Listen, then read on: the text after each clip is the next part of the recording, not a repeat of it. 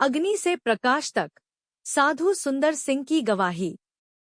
पंजाब की ठंडी सुबहों में एक गांव था, शांत, परंपराओं से बंधा हुआ। उसी मिट्टी में एक तेज बुद्धि वाला, जिज्ञासु और विद्रोही स्वभाव का लड़का बड़ा हो रहा था, सुंदर सिंह। उसका परिवार धार्मिक था, पर उस धर्म में प्रश्न पूछने की अनुमति नहीं थी। ईश्वर को मानना था, पर खोजने की छूट नहीं थी। सुंदर सिंह सवाल पूछता था, अगर ईश्वर सच्चा है, तो वह छिपा क्यों है? अगर सत्य एक है, तो इतने मार्ग क्यों? उसकी माँ बहुत भक्ति करती थी। वे अक्सर यीशु मसीह की बातें भी सुनती थी। पर सुंदर के मन में यीशु के लिए कोई स्थान नहीं था। उसे लगता था, यह विदेशी ईश्वर है, यह हमारे देश का नहीं हो सकता। एक दिन, क्रोध और तर्क के आवेग में, उसने एक बाइबल को रेल की पटरियों पर रखकर जला दिया। उसकी आंखों में आंसू नहीं थे, सिर्फ विद्रोह था।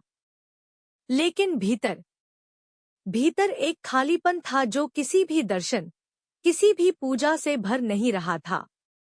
ईश्वर की खोज और आत्मा की अंधेरी रात। जैसे जैसे उम्र बढ़ी, खालीपन गहराता गया। सुंदर सिंह रातों को सो नहीं पाता। मन में तूफान चलता रहता। अगर ईश्वर नहीं है, तो जीवन क्यों? अगर ईश्वर है, तो वह चुप क्यों है? 1904 की एक रात। वह रात, जो इतिहास बन गई। उस रात उसने निर्णय कर लिया, अगर सच्चा ईश्वर मुझे आज नहीं मिलेगा, तो सुबह सूरज उगने से पहले मैं खुद को आग में झोंक दूंगा। कमरे में दीपक जल रहा था। बाहर सन्नाटा था। सुंदर सिंह घुटनों के बल बैठ गया। उसने पहली बार किसी विशेष नाम से नहीं, बल्कि दिल की गहराई से पुकारा, हे सच्चे ईश्वर, अगर तू है, तो मुझे दिख जा। नहीं तो यह मेरा अंतिम दिन होगा। अलौकिक दर्शन, क्रूस का प्रेम। अचानक कमरे में ऐसा प्रकाश फैल गया जो दीपक से नहीं था। न आंखें झपका सका, न सांस रोक सका। उस प्रकाश के बीच यीशु मसीह खड़े थे। उनका चेहरा क्रोध से नहीं, असीम प्रेम से भरा था। उनके हाथ आगे बढ़े हुए थे, और उन हाथों में कीलों के निशान। एक कोमल पर अधिकारपूर्ण स्वर गूंजा, सुंदर, तू मुझे क्यों खोज रहा है?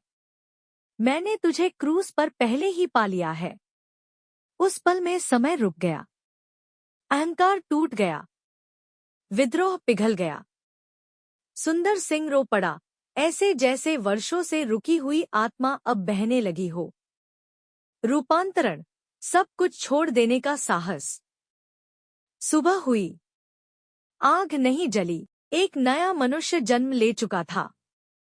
सुंदर सिंह ने घोषणा की, मैं यीशु मसीह का हूं। पर यह निर्णय आसान नहीं था। परिवार टूटा। समाज ने तिरस्कार किया। कुछ ने कहा, तू पागल हो गया है। कुछ ने कहा, तू देशद्रोही है। लेकिन सुंदर सिंह के लिए अब केवल एक ही सत्य था। जिसने उसे मृत्यु से जीवन दिया, वह झूठा नहीं हो सकता। उसने गेरुए वस्त्र पहने, पर यह त्याग पलायन नहीं था। यह समर्पण था। दुर्गम मार्गों का यात्री वह साधु बना, पर आश्रम में नहीं रुका। वह निकला।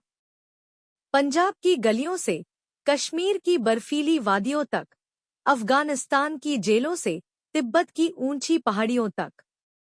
जहां लोग जाने से डरते थे, वहां सुंदर सिंह प्रेम लेकर जाता था। उसे पीटा गया। उसे कैद किया गया। उसे कुओं में फेंका गया। एक बार उसे मौत के लिए छोड़ दिया गया, पर अगली सुबह वह जीवित मिला। लोगों ने पूछा, तू डरता नहीं? वह मुस्कुराकर कहता, जिसने मेरे लिए क्रूस उठाया, उसके लिए यह पीड़ा कुछ भी नहीं। प्रेम और क्षमा का संदेश। उसका संदेश बड़ा सरल था। न बहस, न तर्क। मसीह धर्म नहीं, जीवन है। वह तुम्हें बदलने नहीं, तुम्हें बचाने आया है। वह अपने सताने वालों के लिए भी प्रार्थना करता। उसकी आंखों में नफरत नहीं थी, सिर्फ करुणा थी। अंतिम यात्रा, रहस्य में विलीन। 1929। तिब्बत की ओर अंतिम यात्रा। बर्फीले रास्ते, अकेलापन और वही शांति भरी मुस्कान। उसके बाद वह कभी नहीं लौटा। कुछ कहते हैं वह पहाड़ों में शहीद हुआ, कुछ कहते हैं वह कहीं प्रभु के पास चला गया। पर सच यह है, साधु सुंदर सिंह आज भी जीवित है। उनकी कहानी में, उनके शब्दों में और हर उस दिल में जो अंधकार में प्रकाश खोजता है।